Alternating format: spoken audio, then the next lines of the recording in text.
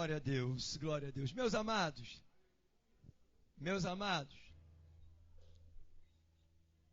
quero dizer aos irmãos que, se porventura desejar tomar assento, desocupou-se alguns lugares, por favor, podem tomar assento. Quero também agradecer também os nossos internautas, também os nossos amigos.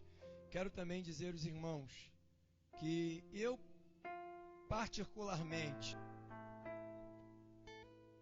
eu estou sentindo esse ambiente propício, leve, cheio da glória de Deus. Eu não tenho dúvida de que Deus vai continuar falando. Amém, amados? Então fique atento. Eu quero convidar aqui, sem delongas, o nosso amigo Diácono Wallace. Ele vai estar realmente se apresentando. É um menino de Deus. E a minha oração é que Deus o use de maneira especial. Amém, queridos? Eu gostaria que você ficasse sensível. Minha oração é que, se Deus quiser batizar a gente com o Espírito Santo esta noite, Ele faça. É que, se Deus quiser renovar você quiser, se for para a glória de Deus, querido, você pode dançar, pular, dar cambalhota, se for para a glória dele, amém? Mas fique sensível à voz do Espírito. Estenda a tua mão para cá, por favor. Senhor, em nome de Jesus, aqui está o teu filho, o teu ungido, que aprove ao Senhor separá-lo esta noite para ministrar a tua palavra. A tua palavra, Senhor, ela é dínamo. Ela é aquela, Deus querido, que pode causar uma explosão, ó Deus, da tua graça, do teu poder, das tuas maravilhas neste lugar. Ó Deus, aqui estamos sensíveis, ó Deus, à tua voz. Continue falando com a tua igreja. Continue, ó Deus, tocando em nós. Continue curando os enfermos. Batiza nesta noite, ó Deus, com o Espírito Santo. Traga dons para a tua igreja. Traga de volta os que estavam distantes. Que haja conserto. Que haja, Deus, restituição. Que haja comunhão. Que haja restauração de amizades. Que tu possas quebrar, ó Deus, em nome de Jesus, tudo aquilo, ó Pai, que o diabo intentou fazer, que seja quebrado para a tua glória e para o teu louvor. E que venhamos sair daqui dizendo como Jacó, Pai, disse quando teve um encontro com o Senhor: quão terrível é este lugar. Senhor, que possamos nos deparar com o Senhor, com a tua glória, porque se assim for, nenhum de nós que aqui estamos sairemos da mesma forma. Então manifesta a tua Shekhinah, ou continue manifestando a tua Shekhinah através do teu Filho, em nome de Jesus. Amém e amém.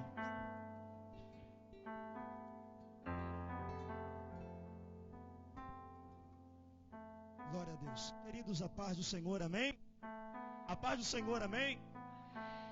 É sempre uma satisfação, cada nova oportunidade de retornar a esta igreja para adorar o nome do Senhor, para aqui celebrar a Deus, júbilos por tudo aquilo que Ele tem nos proporcionado.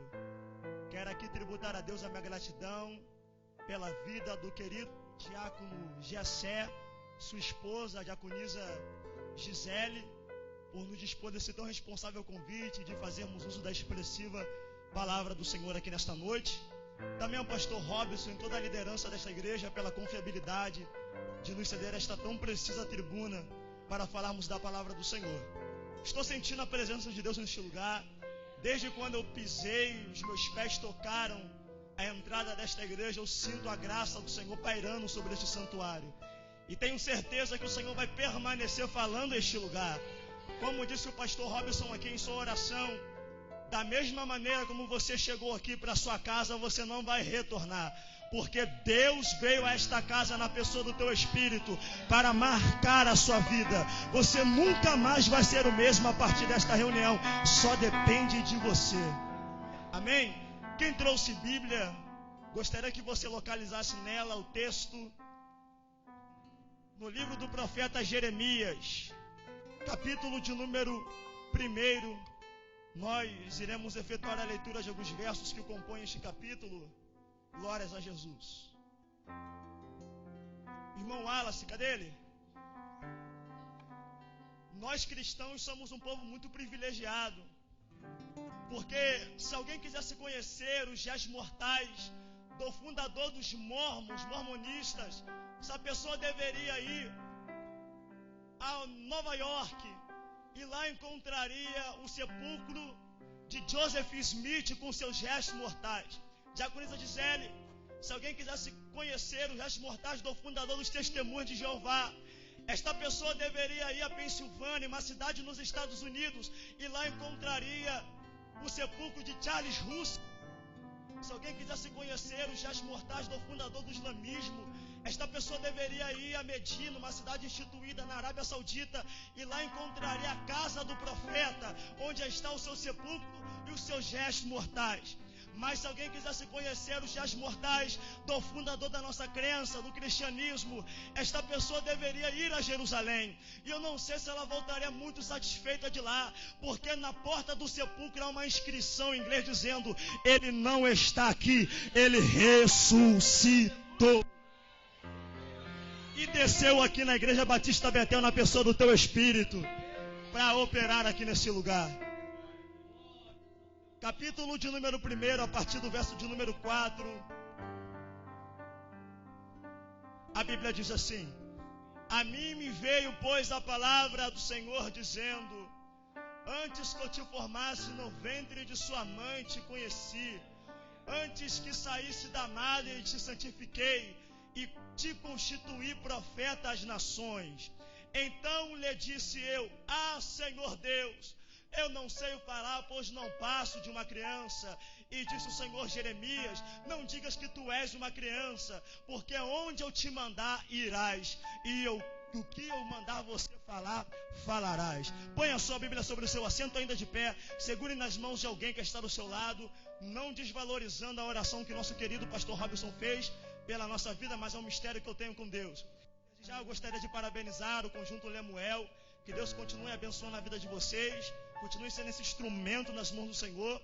Onde é que vocês estiverem, reflita a imagem de Deus por onde é que vocês passarem. Feche os seus olhos em nome de Jesus. Pai, nessa noite nós queremos te glorificar, Senhor, porque a tua presença está aqui.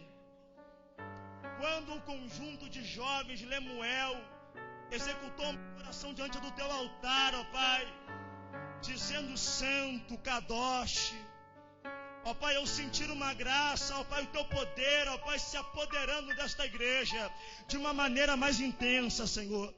E o meu pedido é para que enquanto estiver fazendo uso da tua expressiva palavra, que o Senhor, na pessoa do teu Espírito, propague para a Igreja Batista Betel uma onda de glória e de poder, Senhor, de maneira em que aquele que entrou aqui descrente, aquele que já não consegue mais acreditar no cumprimento de suas promessas, aquele que veio a esta igreja com a sua cabeça baixa, sem perspectiva alguma do futuro, o ano não começou da maneira como ela esperava que iria começar, uma notícia que ela não esperava soou em seus ouvidos. Pai, que este crente saia daqui crente, Senhor, e o que entrou crente saia muito mais crente do que quando ele entrou. Que meu irmão e que minha irmã entenda que toda crise tem validade, e ela possui uma peculiaridade de amadurecer o nosso caráter. Porque depois de Jó passar por tudo que ele passou, ele disse: olha, antes de eu passar por tudo isso, eu conheci o Senhor apenas por ouvir falar, agora os meus olhos o veem.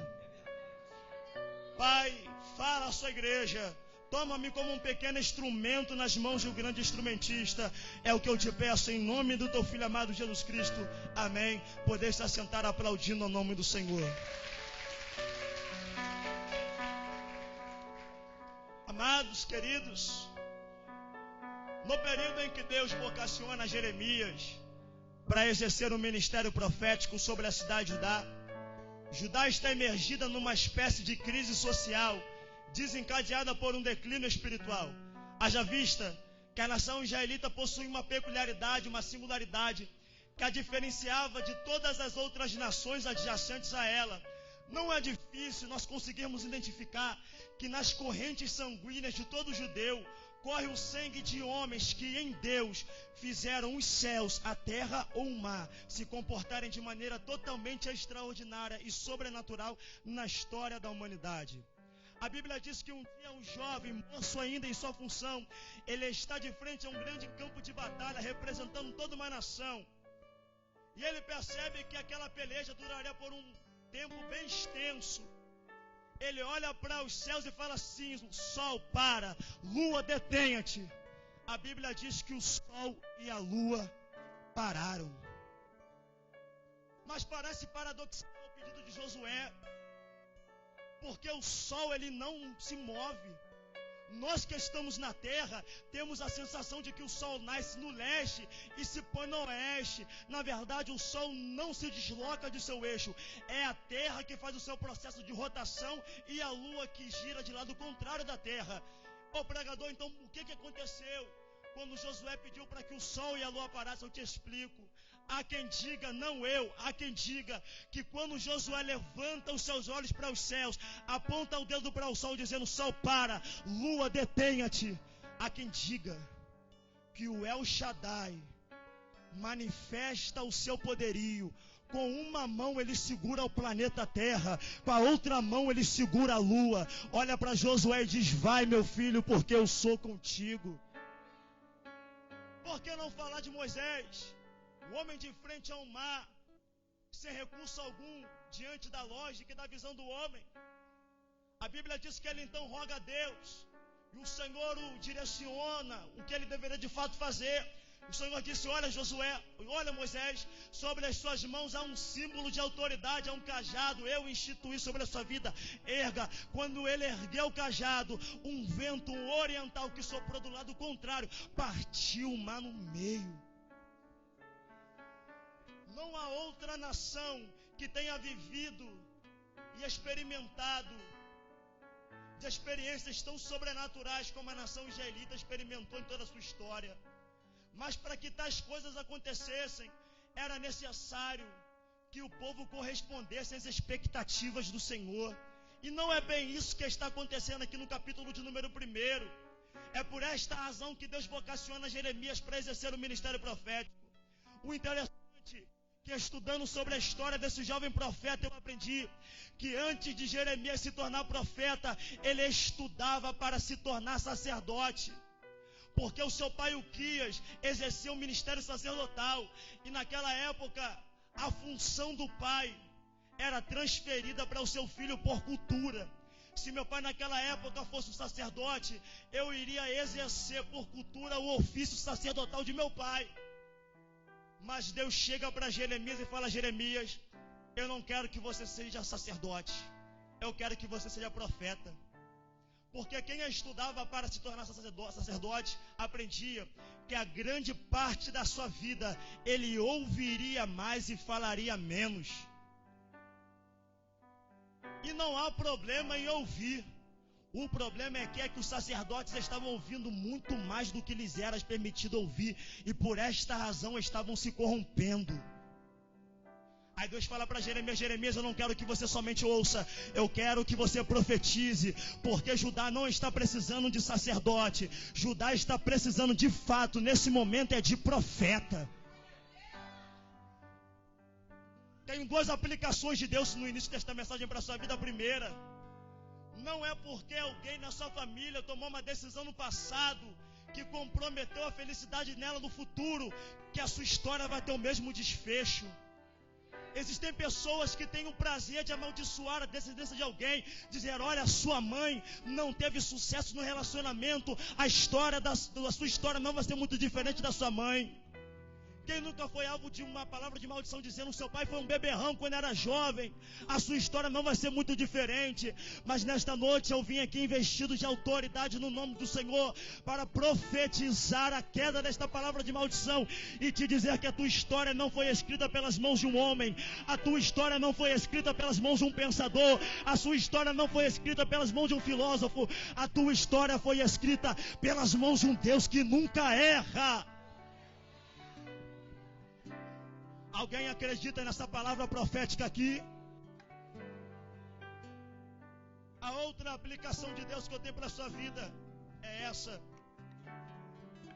Nós, seres humanos, possuímos 2 aparelhos receptores de informações externas: os nossos ouvidos e os nossos olhos.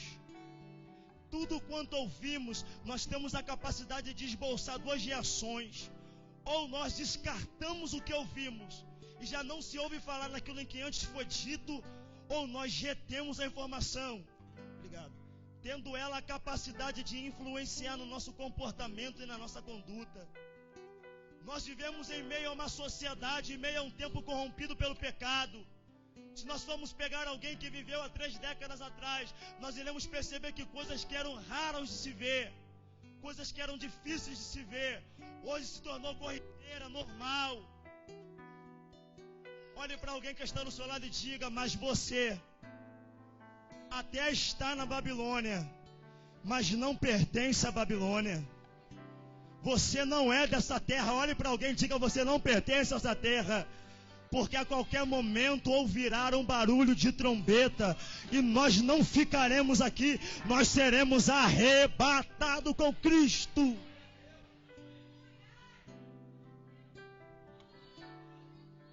Estudando sobre Jeremias de uma maneira mais profunda, eu aprendi que o nome Jeremias é derivado de 2 raízes hebraicas. A mais reduzida é Yemei-Gerá, que quer dizer aquele em que Deus estabelece, aquele em que Deus constitui. A mais extensa é Yemei-Yahu, que quer dizer aquele em que Deus lança, aquele em que Deus arremessa. Eu acredito que pelo menos todos que estão aqui neste santuário já assistiram a um filme, a uma reportagem, e perceberam que quando um míssil alcança uma respectiva região, ele tem a capacidade de desconstruir aquilo em que ele estava, a ponto de ter a necessidade de reconstruir. Deus levanta Jeremias como um míssil espiritual, com a responsabilidade de desconstruir aquele tempo de pecado e reconstruir um tempo de santidade. Deus nesta noite está falando a esta igreja que Ele está levantando jovens. Não é qualquer jovem, não é para qualquer missão, é para ser um míssil nas mãos de Deus, para desconstruir esse tempo de pecado e reerguer um tempo de santidade. Deus te escolheu para um grande ministério. Um dia, o Senhor, após aplicar o sermão da montanha, Ele olha para os seus discípulos e diz assim: olha, vós sois a luz desse mundo. Diácono Jessé, quando ele diz isso, ele não estava fazendo referência à luz elétrica, porque naquela época não havia recurso para desenvolver essa maneira de iluminação. Ele estava falando da candeia. E a candeia, para se manter acesa, é necessário 2 itens: pavio e azeite. Olhando para a Bíblia, uma das tipificações do azeite e uma das maneiras de se adquirir azeite é orando ao Senhor, é buscando a Deus, é abrindo mão daquilo que não agrada ao Senhor, é dando a Deus o que para Ele de fato é de direito. Nesta noite, Deus tem uma palavra para o coração de muitas pessoas aqui neste lugar.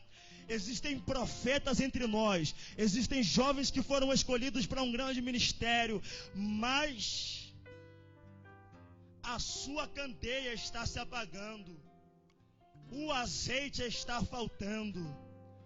Mas nesta noite a palavra de Deus é essa: é noite de reacender a sua lamparina. É noite de reacender a sua lamparina, porque existem pessoas que estão precisando ouvir dos seus lábios aquilo em que Deus botou você para falar. Talvez exista alguém entre nós em que Deus levantou, alguém em algum lugar disse: olha, você não vai ser mais um na sua família, você não vai ser mais um no teu trabalho, você não vai ser mais um na sua escola. Deus te escolheu para ser profeta, e quando Deus escolhe alguém para ser profeta, Ele escolhe para fazer aquilo em que o homem não pode fazer.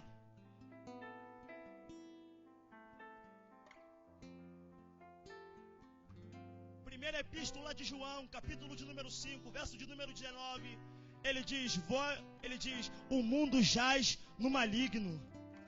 A palavra jaz numa sepultura não quer dizer está morto, quer dizer descansa.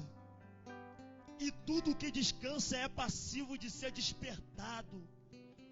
O salgueiro está dormindo espiritualmente. alguém na sua escola, jovem, está dormindo espiritualmente. Existe alguém no seu trabalho que está dormindo espiritualmente. Mas nesta noite a palavra de Deus para a sua vida é essa: eu quero despertar por intermédio da sua vida.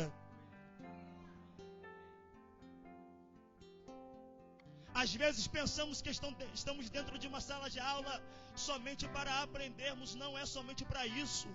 Deus escolheu aquela sala para você. Deus escolheu aquele trabalho para você. Colocou aquela pessoa do seu lado, porque Deus quer usar a sua vida para ela. Mas talvez nesta noite você não esteja se sentindo tão forte quanto a isso. Talvez esta palavra não está penetrando no seu coração, porque há muito tempo a sua candeia não brilha da mesma maneira como brilhava antes. O fogo já não arde da mesma maneira como ardia antes. Os dons espirituais já não se manifestam da mesma maneira que se manifestavam antes. O apóstolo Paulo escreve 2 epístolas a Timóteo. Na segunda epístola, capítulo de número 1, verso de número 6, ele diz assim, ó: por esta razão eu te admoesto, que reavivas o dom de Deus que há em ti. Quando Paulo escreve essa epístola a Timóteo, ele estava perfeitamente conscientizado de que o dia de sua morte se aproximava. E que aquela notícia havia ganhado uma grande repercussão na época, de modo que chegou em Éfeso. E quem administrava a igreja em Éfeso era Timóteo. Timóteo olhava para Paulo e falava: ele é a minha referência. Quem nunca estudou, ouviu a história de Josué e Moisés, de Eliseu e Elias, dos discípulos de Jesus, eles tinham os tais como referência para os seus ministérios. Timóteo olhava para Paulo e tinha Paulo como referência. Mas quando Timóteo ouviu dizer que Paulo seria martirizado por Nero em Roma, ele abaixa a guarda, enterra o dom que Deus colocou sobre a vida dele, deixa de profetizar. Aí Paulo, sabendo disso lá em Roma, manda uma carta e fala: olha, reaviva o dom de Deus que há em ti. O interessante é que o verbo reavivar no grego é anasopuron, que quer dizer fazer o fogo subir com vida. E um dia eu falei: Senhor, como é fazer o fogo subir com vida? Ele disse: filho, já olhou para uma fogueira e percebeu que quanto menos abastecida ela for, quanto menos lenha colocar, menor é a chama. E quanto menor é a chama, menos movimento ela faz. Eu disse: sim, Senhor. Pois bem, já percebeu também que quanto mais lenha se coloca, quanto mais combustível é adicionado, maior é a chama. E quanto maior é a chama, mais movimento ela faz. Eu disse: sim, Senhor. Ele disse: pois bem. Quando Paulo fala para Timóteo reavivar o dom, Paulo está falando: Timóteo, volte a orar. Volte a alimentar a chama do Espírito que ainda está no seu coração. Ah, mas está pequena, mas ainda tem chama. Ah, mas não dá, ainda tem altar no seu coração. E ele disse: olha, volta a alimentar, porque quanto mais lenha você colocar, quanto mais oração, mais jejum, mais busca, mais renúncia, mais alto a chama vai arder. E quanto mais alta ela estiver, mais movimento ela vai produzir. Há um princípio na termodinâmica que diz que só há calor se houver energia, e só há energia se tiver movimento. Sem movimento não tem energia, e sem energia não tem calor. Quantas pessoas entre nós está parada, deixaram de exercer o dom que Deus colocou sobre a sua vida, negociou, abriu mão. Mas nesta noite é noite de restauração. Por mais que você entre nesta reunião e não consiga sentir sobre a superfície da sua pele o arrepio como um sinal do eterno aqui, ainda existe um altar dentro de você. Eu aprendi uma coisa muito interessante, que quem acende o fogo no altar é Deus, mas quem o mantém aceso somos nós. Aleluia. A combustão para fazer o fogo arder, além de ter lenha, além de ter combustível, é vento. Oh, glória a Deus. Deus quer assoprar aqui nesta reunião. Mas não é assoprar por assoprar, não. É assoprar para reacender a chama do Espírito que é em ti. Mas pregador, as pessoas desdenham de mim.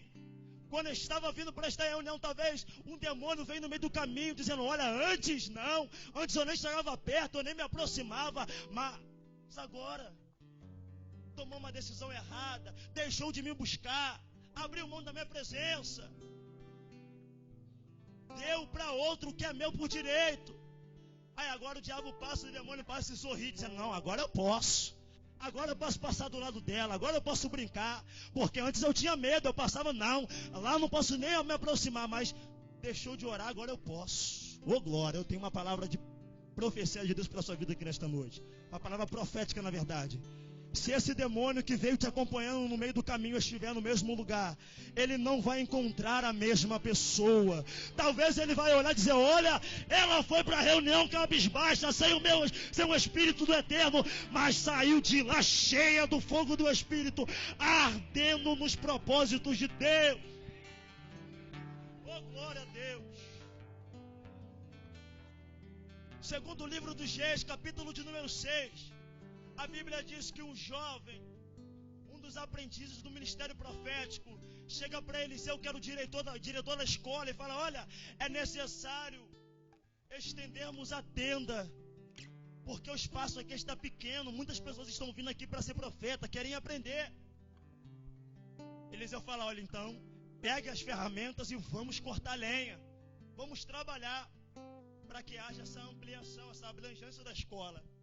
E a Bíblia diz que um dos jovens que trabalhavam com uma espécie de ferramenta chamada machado, por algum descuido, ele usou, foi batendo.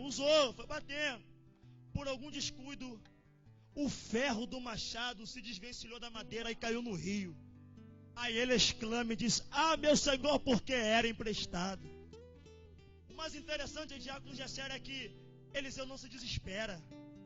Ele chega próximo do moço, do jovem, na verdade, aprendiz do profeta, pega a madeira e pergunta onde caiu. Ele diz, caiu aqui. Ele coloca a madeira e o machado, ou o ferro do machado flutua. A lei da gravidade me diz que aquilo que é pesado fica embaixo. Não há como flutuar.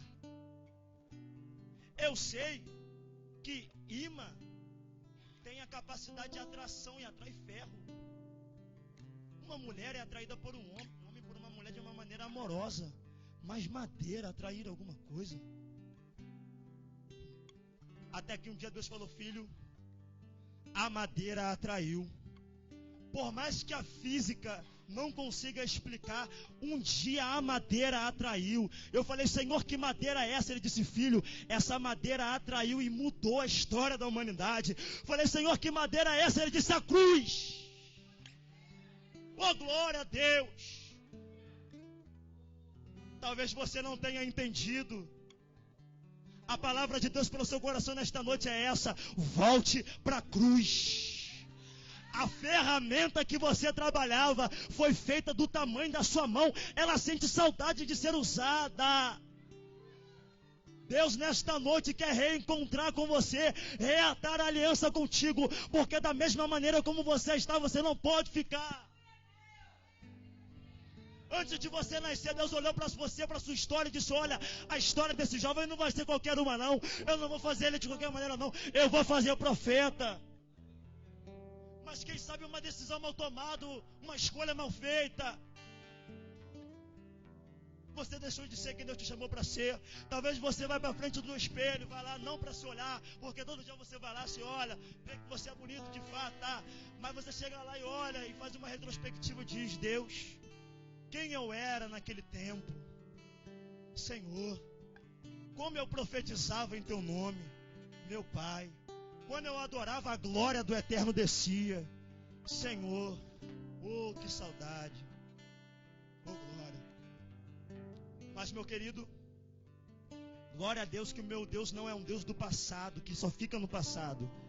Glória a Deus que o meu Deus não fica preso somente no que Ele fez no passado.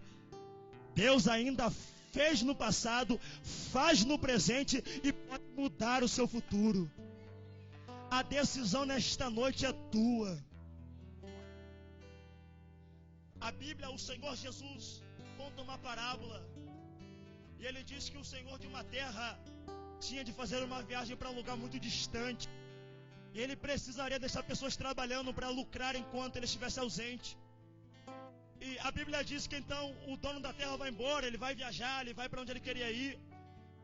E os homens que estavam trabalhando, ele deixou para uns 5, talentos, para outro ele investiu 2, para outro ele investiu 1. O que tinha 5 trabalhou, lucrou, deu 10. O que tinha 4 trabalhou, lucrou, deu...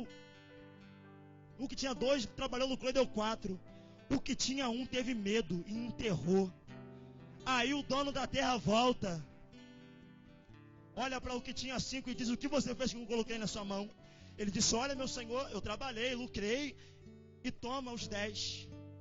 Ele chega para o outro e diz: e você, o que fez com os 2 que eu coloquei na sua mão? Ele diz: olha, meu senhor, eu trabalhei, lucrei, toma os 4. O outro, de cabeça baixa, entristecido, o Senhor olha para ele e diz: olha, o que você fez com o talento que eu coloquei sobre as suas mãos? Ele fala: Senhor, eu temi, porque eu conheço a sua personalidade e seu caráter, e sei que tu és um Senhor que colhe onde não planta, então tive medo, coloquei, enterrei. Aí o Senhor da terra olha para ele e diz: olha, servo mau, os seus amigos foram fiéis no pouco, e no muito os coloquei. Ele olha para aquele servo mau e diz: olha, apartai de mim para o fogo eterno. Querido, eu acredito, eu tenho certeza que a grande promessa de Cristo hoje para a igreja não é o namorado que você espera encontrar no futuro, não é a faculdade que você tanto está estudando para se formar, não é o carro que você sempre olha em frente à concessionária, não é. A grande promessa de Cristo para a igreja é que daqui a pouquinho esses céus de bronze irão rasgar. Uma voz ecoará dizendo: vinde benditos de meu Pai. E eu não quero perder a oportunidade de não te ver lá, ou de te ver lá. Na verdade, eu quero olhar para você e dizer: olha, nós estávamos lá na Igreja Batista Betel, adoramos a Deus, dizemos que Ele é santo, agora vencemos, estamos aqui em cima, já não tem mais choro, já não tem mais dor. Querido, nesta noite a palavra de Deus para a sua vida é essa: é tempo de reatar a sua aliança, porque a qualquer momento Jesus Cristo vai voltar.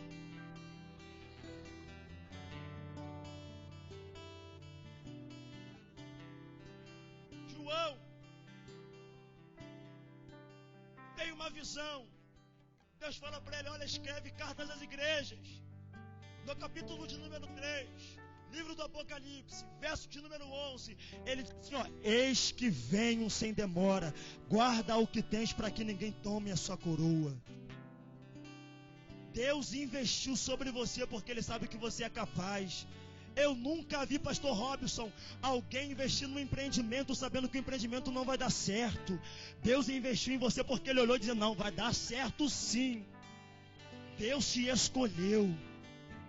Não basta somente olhar para alguém e ficar falando: meu Deus, o Senhor usa o meu irmão, eu também quero um dia pregar. Mas ficar parado. Hoje Deus está requerendo de você uma reação, porque a ação dele está sendo promovida e provocada aqui nesse microfone. Deus está requerendo de você hoje um resultado, uma atitude. O profeta Isaías, o tio do profeta Isaías morre, Uzias. Ele é angustiado, vai ao templo, e há quem diga que ele vai lá para desistir do seu ministério. Abaixa sua cabeça e vai. Ah, Senhor, eu não quero mais profetizar, não. Senhor, não me usa mais, não. Eu quero me envolver com outras coisas, como a irmã mesmo aqui disse aqui na peça. Eu não quero, não. Não, Senhor. Ser profeta não é para mim. Estar na igreja não é para mim, não. Não quero isso, não. Naquela época existia uma cultura que dizia que todas as vezes que um profeta queria desistir do seu ministério profético, esta pessoa deveria colocar as mãos nos umbrais da porta, gritar por 3 vezes uma expressão em hebraico. Aí o sumo sacerdote que estava no interior do templo saía, ia ao encontro do profeta, tirava das mãos dele o bordão e o cinto e dizia: a partir de hoje não profetizarás mais em nome do Senhor, não falarás mais em nome do Senhor. E aquele que antes era profeta volta para sua casa como alguém normal. A Isaías vai, seu rosto banhado de lágrimas, porque foram tempos bons, quando orava com as irmãs, quando orava com os irmãos, quando se reunia nas casas, no culto no lar. Ele vai, oh glória, ele põe a mão nos umbrais da porta, grita por 3 vezes a expressão em hebraico e fica esperando o sumo sacerdote. Mas a expectativa de Isaías naquele dia foi frustrada, porque ele não vê o sumo sacerdote que ele esperava ver. Ele olha para frente, arregala os olhos, ele vê um altar. Em cima deste altar ele vê um trono. Em cima desse trono ele vê um ser ornamentado de vestimentas brancas. E de repente, sem que ele esperasse, ele escuta vozes que diziam: Kadosh, Kadosh, Kadosh, Kadosh, Kadosh, Kadosh, Kadosh, Adonai Tsavaot Melohá Kivodô, e dizia: Santo, Santo, Santo, Santo, Santo é o Senhor dos exércitos, e toda a terra está cheia de sua glória. Olha, alguém olhou. Talvez na sociedade alguém já reconhecia a expressão de quem queria desistir. Talvez eles já estivessem acostumados a ver alguém desistir do ministério. E talvez Isaías passou com a expressão. Alguém olhou e disse: olha, ele vai parar, ele vai desistir. Oh, glória a Deus. Sendo que Isaías foi para parar. Isaías foi para se desvencilhar. Isaías foi para não falar mais, para calar a sua boca, para negociar as suas palavras que vinham de Deus, para que fique na direção do homem, a dele do homem, deixar de ser profeta. Mas ele saiu de lá profetizando como ninguém. Nesta noite, o mesmo Deus que se apresentou em Isaías 6 está aqui nesta igreja. E hoje a brasa, assim como o anjo foi lá, o serafim foi lá, tirou a brasa, tocou nos lábios do profeta. E ele foi lá não profetizando com tanta intensidade, ele saiu de lá cheio de autoridade como ninguém, dizendo: olha, agora sim eu sei o que é ser profeta e vou valorizar isso. Eu quero concluir a minha oportunidade aqui nesta noite.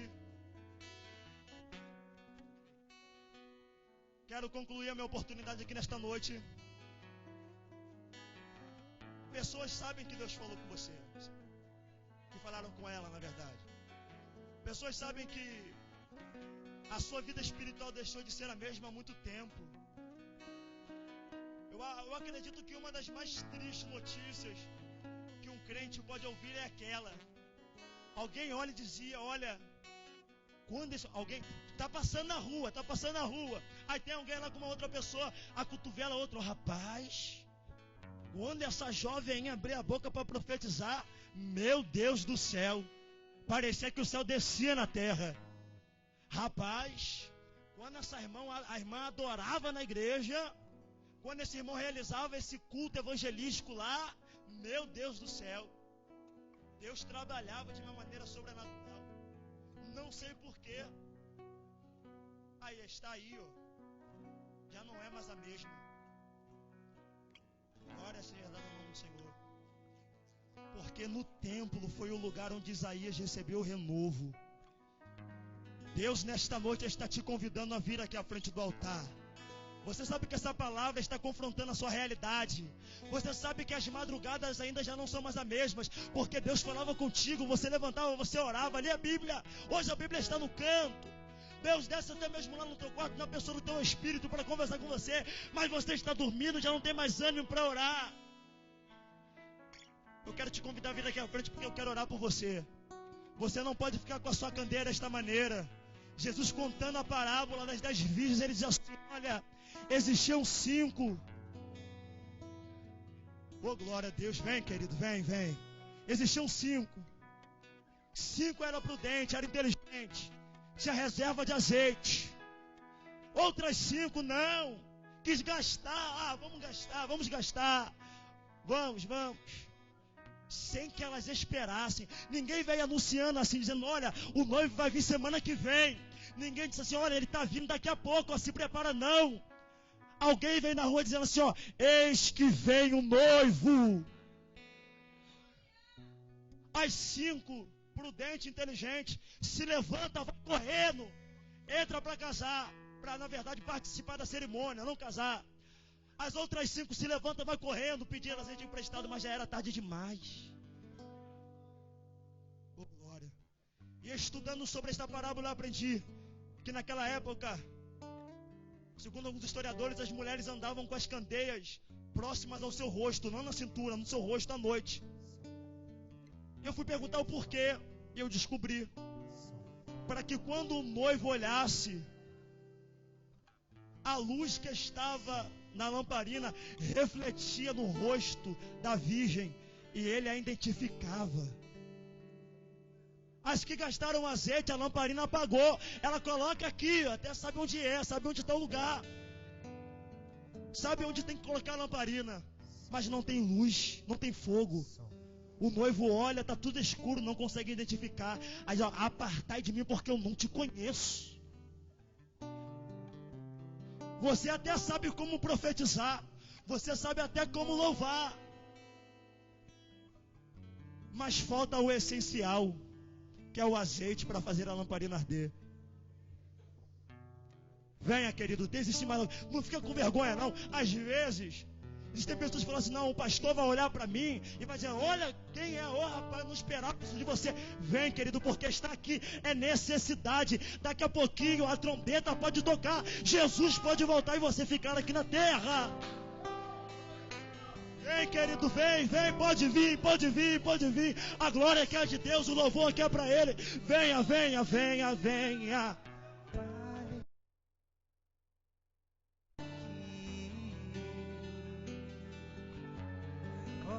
Oh, aleluia, vem.